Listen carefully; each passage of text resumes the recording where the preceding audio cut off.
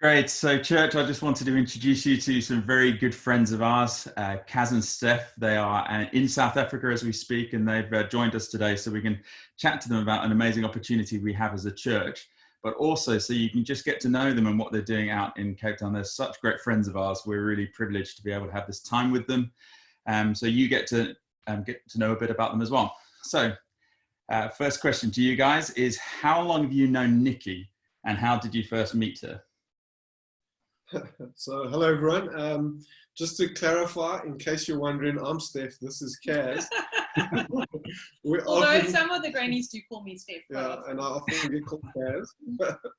But yeah, we've known Nikki for ages. I was a student in Stellenbosch, came to a family church in Somerset West, looking for something a bit different than student life could offer. And we ended up at a church called Nugent, and Kaz soon followed after. She was a great follower in that moment. But I remember meeting Nikki for the first time. Well, seeing Nikki for the first time, I was just at church for a couple of weeks, and there was a camp that happened, and Nikki was doing feedback, and she was this bubbly, effervescent young high schooler on stage, and I guess that's exactly who she is still today. So yeah, that's how we met Nikki. Cool. And Kaz, you probably know Nikki much better than any of us, or you've known her for longer than any of us. What is a fun fact that you don't think we'd already know about Nikki? Sure. So the options here about, and I know Nikki has been super nervous about this one, but an appropriate one to share is this. So when Nikki met us, we were already a couple, and we got married comparatively young. And so Nix and I were friends for many years while she was single. But while she was single, she wrote up a list of her ideal man.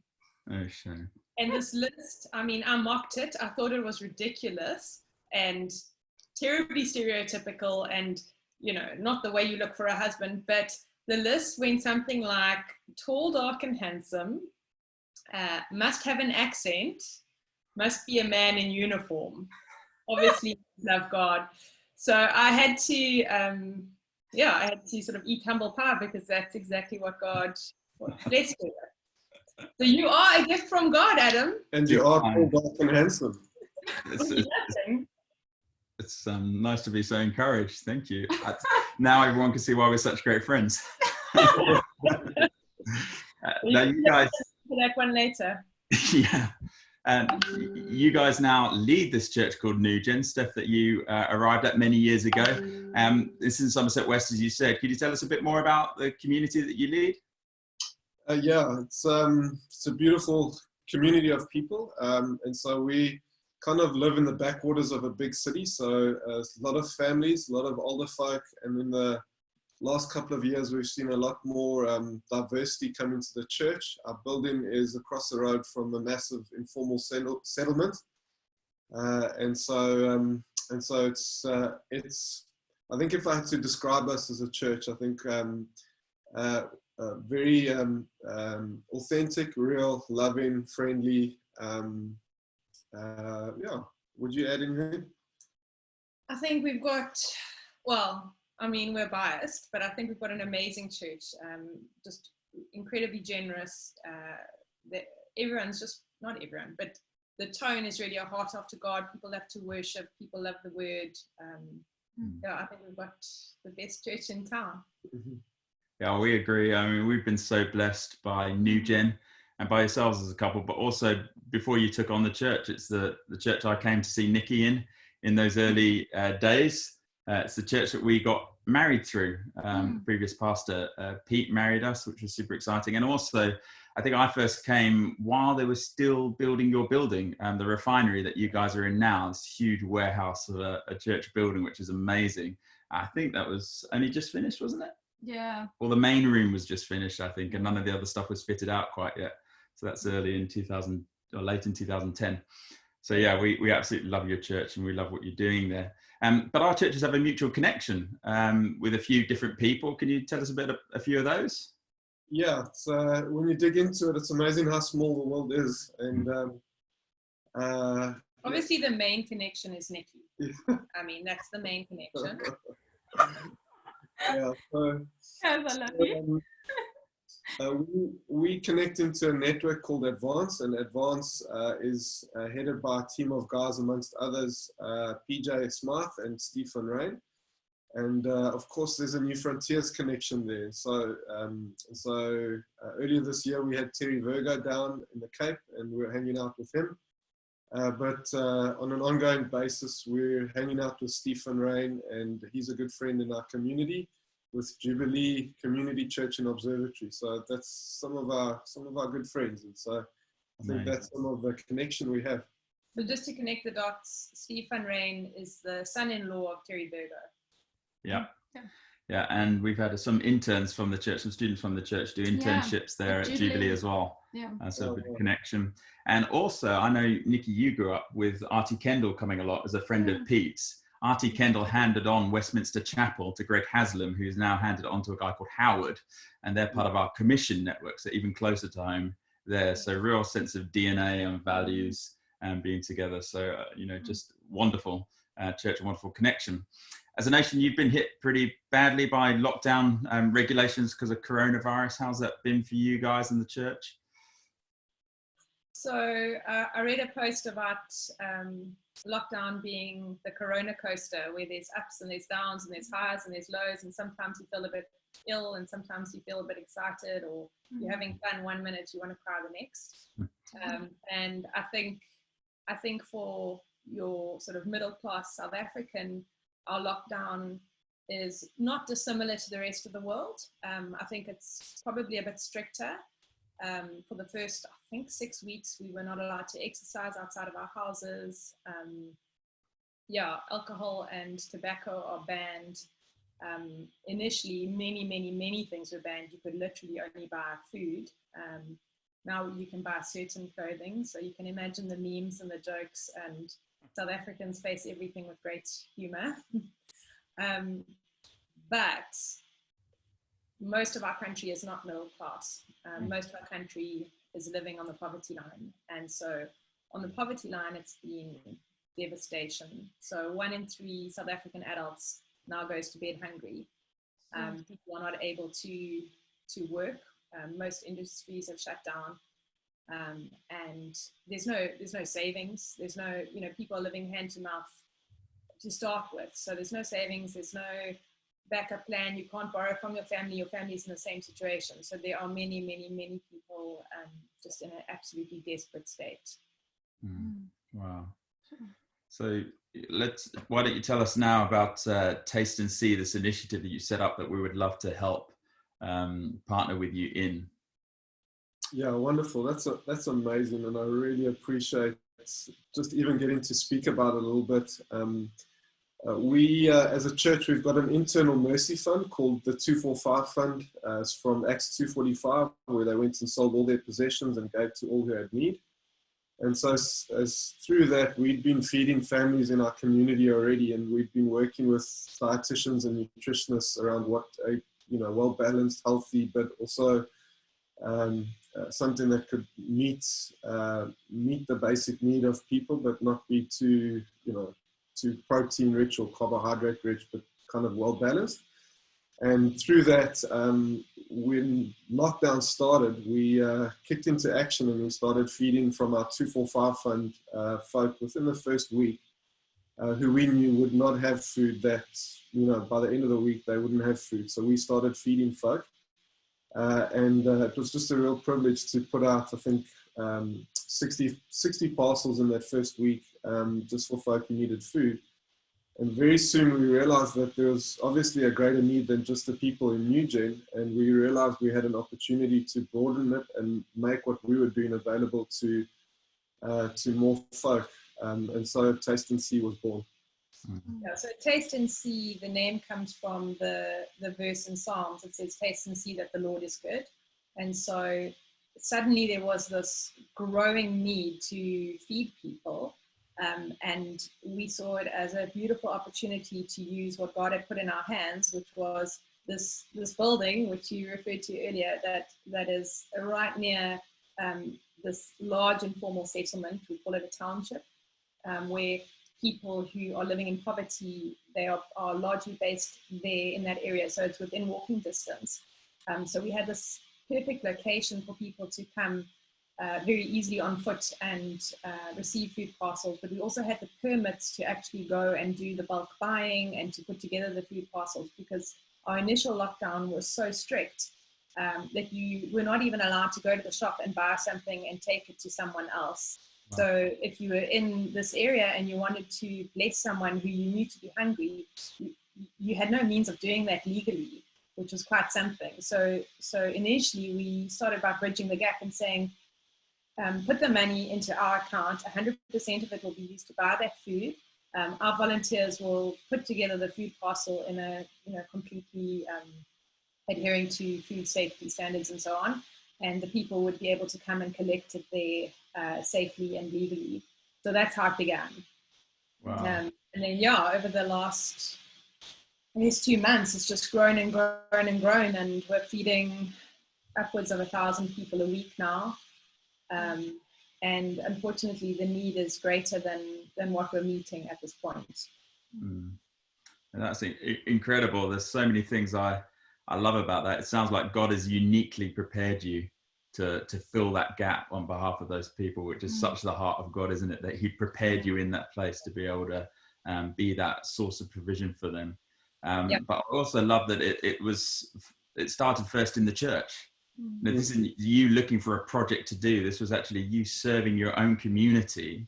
It's out the overflow of that. You already had the ability to meet your neighbors essentially in that. And Psalm 34 verse 8, I know the reference was on the top of your tongue, is the taste and see, but it goes on to say, how happy is the one who takes refuge in Him.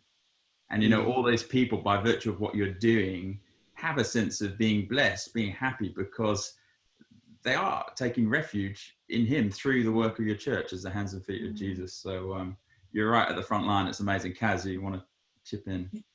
Yeah, I desperately want to add that that while our internal Mercy Fund was a Nugent project, Taste and See is a partnership between ourselves and 3 other local churches.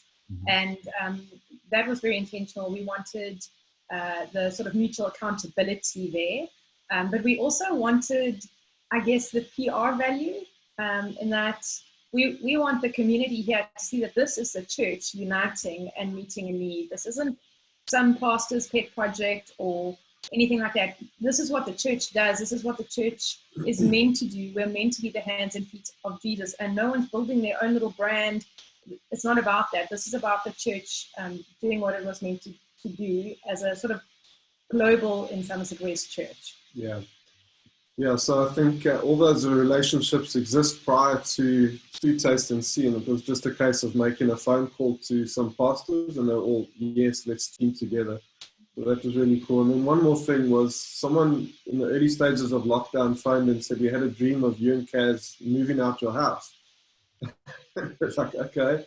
And I said, was it a good dream or a bad dream? And they said, no, everyone was coming and helping you, and it was a really positive dream.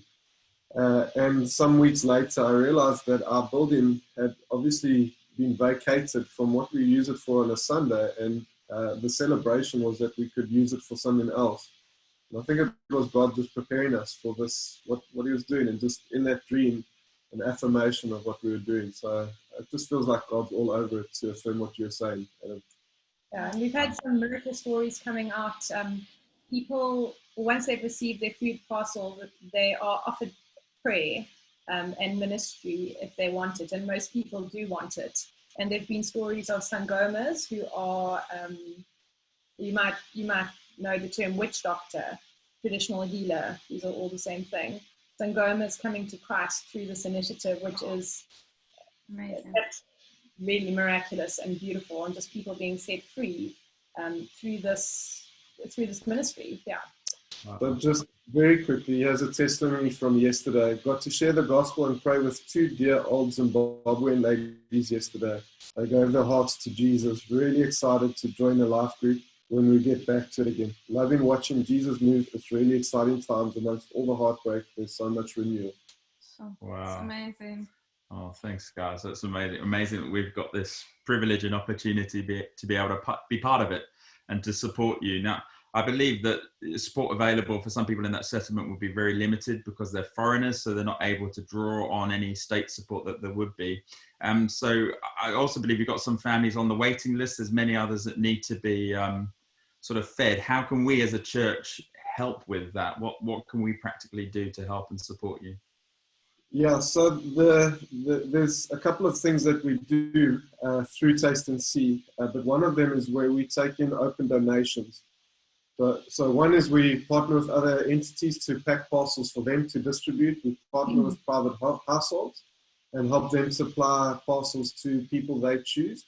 And then people come and give open donations, and we're managing a base list of people that we're on a weekly basis giving parcels to. And what we're trying to manage is the fact that once someone is on that list, they stay on that list until the money dries up. And that's our balancing act that we're trying to manage and to keep. But it's it's quite a faith venture, because you look in the account on the Friday and there's no money there, and by Monday you're going to put the order in or whatever it is, and you're just trusting that God's going to put the money in. But effectively, our parcels cost 250 Rand to feed a family of 4 for a week. And so I'm not quite sure what that equates to. It's something like £12 or something. And so it's not a lot of money, but we've worked really hard to try and make that parcel well balanced. And within that base list of families that we've got, so we've got currently our base list of families is sitting on about 170 people. 170 families, sorry. And we've got a waiting list that is about 5 times as long as that. Oh. And so we can feed as many people as the money comes in, but we need to do it sustainably. And so it's been amazing to see how God has provided money over the last while, and it keeps coming in. But there's still more people that we need to feed. There's literally people standing outside our gates the whole day waiting. They literally, if we went there right now, there'd be, even though there's no one at the refinery at our building, there'd be people waiting there hoping that they might somehow get some food. So Wow.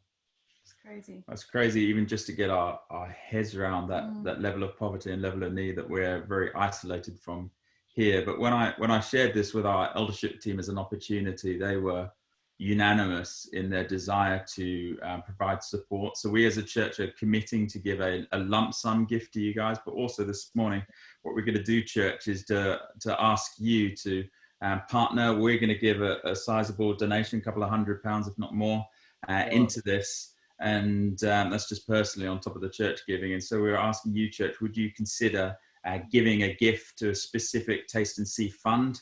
We're going to set that up. We're going to collect the monies, and then we're going to transfer it all directly from the church, because that will save down on international transfer costs. And obviously we'll keep you advised of what that is, so you've got cash flow. But church, we're setting up this fund, and we're asking you to give. We'll pray into this in a moment once we finish this call. But we think this is a tremendous opportunity. The whole eldership team are unanimous about that.